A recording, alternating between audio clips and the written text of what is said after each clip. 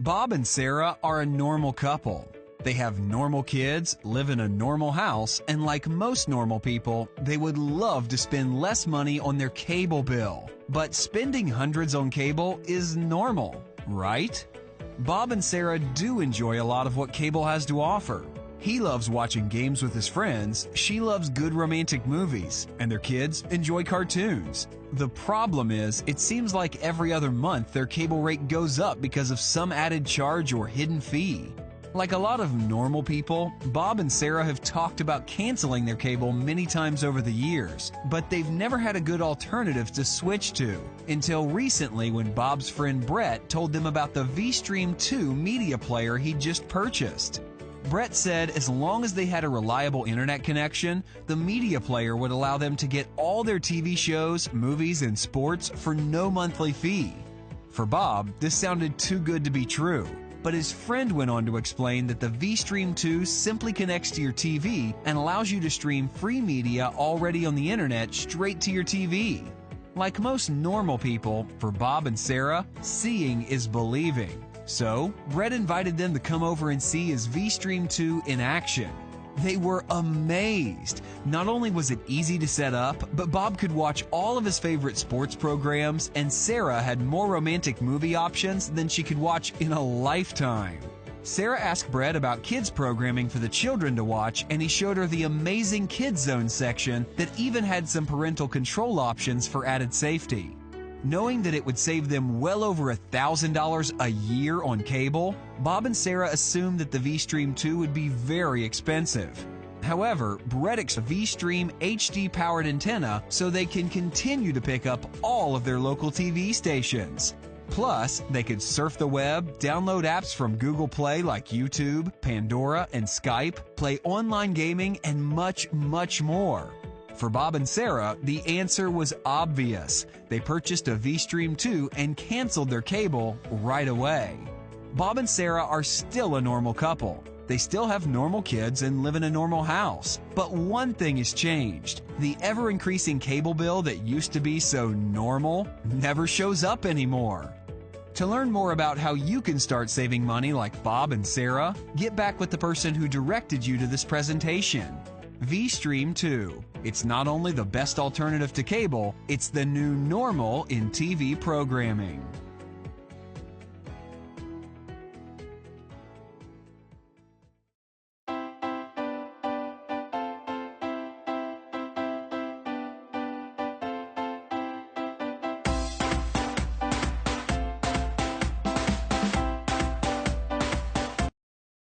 Welcome back to Biz Asia America. I'm Michelle McQuarrie. The Comcast recently offered to buy Time Warner Cable for $45 billion. And it comes as cable providers are losing hundreds of thousands of customers every quarter. And many of those customers are turning to streaming content providers like Netflix, Amazon, and Hulu. Karina Huber explores whether the trend could mean lights out for the cable industry.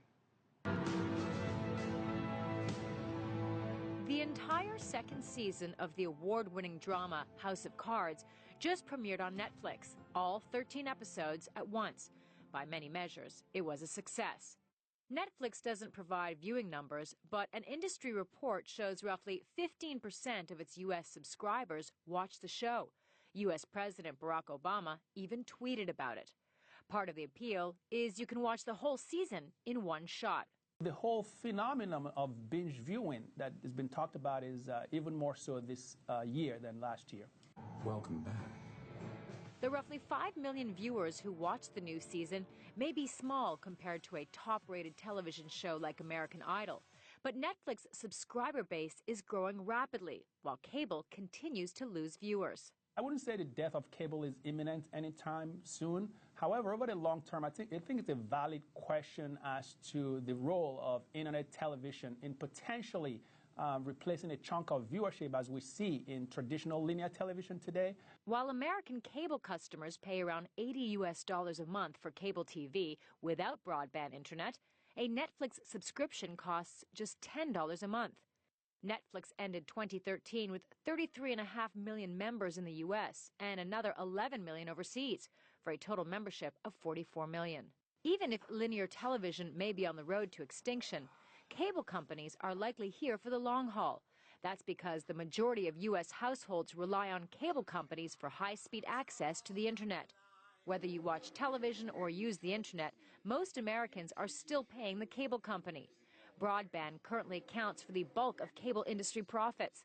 Providers have been increasing their broadband prices, but analysts think prices may soon level off. Competition is going to force the cable broadband providers against, the telcos and other providers to become more realistic, and perhaps you're going to see more pricing pressure over the longer term. Where broadband pricing is headed is anyone's guess, and Comcast's $45 billion acquisition of Time Warner Cable is raising more questions about broadband pricing. That is something regulators are going to have to consider very carefully as they mull over the deal. Karina Huber, CCTV, New York.